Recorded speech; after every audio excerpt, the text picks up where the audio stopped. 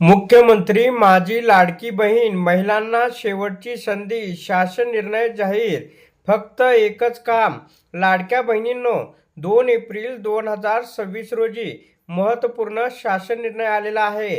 मुख्यमंत्री माझी लाडकी बहीण या योजनेअंतर्गत ई-केवायसी करण्याची संधी पुन्हा एकदा उपलब्ध करून देण्याबाबतचा महत्त्वपूर्ण हा जी-आर आलेला आहे। या जी-आर मध्ये नेमकं काय म्हटलंय आणि हे नेमकं आता कोणाला करावं लागणार आहे, कधीपर्यंत करावं लागणार आहे आणि 1500 रुपयाचा लाभ मिळणार का, संपूर्ण माहिती या व्हिडिओच्या माध्यमातून आपल्याला पाहायला मिळणार आहे। म्हणून हा व्हिडिओ आपण शेवटपर्यंत पहा। तर मुख्यमंत्री माझी लाडकी बहीण या योजनेअंतर्गत पात्र लाभार्थी महिलांनी केवायसी माध्यमातून 31/12/2025 पर्यंत आधार ऑथेंटिकेशनद्वारे ई-केवायसी प्रक्रिया पूर्ण केली आहे।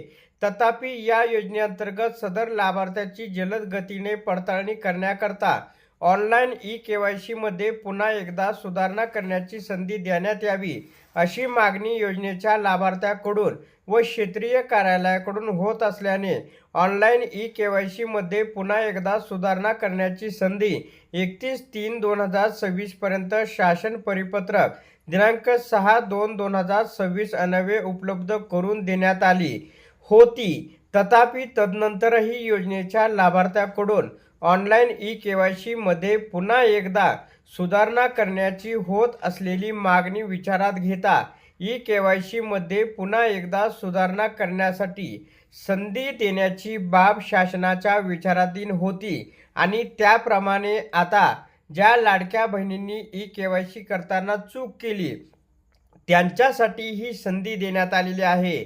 तर लवकरात लवकर ई-केवायसी पूर्ण करावे, जेणेकरून त्यांचे पुढले जे येणारे हप्ते आहेत ते कधीही थकणार नाहीत, लाडक्या बहिणींच्या खात्यावरती वर्ग होतील। तर पुढे शासन परिपत्रकामध्ये म्हटलेलं आहे की मुख्यमंत्री माझी लाडकी बहीण या योजनेअंतर्गत दिनांक 31/12/2025 पर्यंत ज्या लाभार्थी महिलांनी ई-केवायसी प्रक्रिया पूर्ण केली आहे, तथापि सदर प्रक्रिया पूर्ण करताना लाभार्थ्यांच्या कुटुंबातील सदस्य नियमित कायम कर्मचारी, कंत्राटी कर्मचारी म्हणून सरकारी विभाग, उपक्रम मंडळ, भारत सरकार किंवा राज्य सरकारच्या स्थानिक संस्थेमध्ये कार्यरत नसावा किंवा सेवानिवृत्तीनंतर निवृत्ती वेतन घेत आहे किंवा कसे, याबाबतचा पर्याय निवडताना नजरचुकीने चुकीचा पर्याय निवडण्यात आलेला आहे। अशा लाभार्थी महिलांसाठीच ऑनलाईन ई-केवायसी मध्ये पुन्हा एकदा सुधारणा करण्यासाठी 30/4/2026 पर्यंत ही मुदतवाढ देण्यात येत आहे।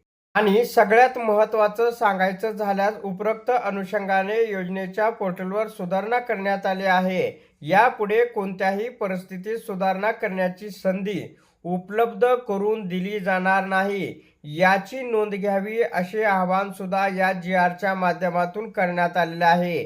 तर लाडक्या बहिणींनो, हा व्हिडिओ जास्तीत जास्त आपल्या महिला वर्गांकडे शेअर करा, जेणेकरून त्यांना ई-केवायसी बद्दल अचूक माहिती मिळेल। तर अशा प्रकारे लाडक्या बहिणींसाठी ही अत्यंत महत्त्वपूर्ण अपडेट होती। अशा प्रकारच्या महत्त्वपूर्ण अपडेट जाणून घेण्यासाठी आताच आपल्या टुडे मराठी रघु यूट्यूब चॅनलला जास्तीत जास्त शेअर व सबस्क्राईब करा।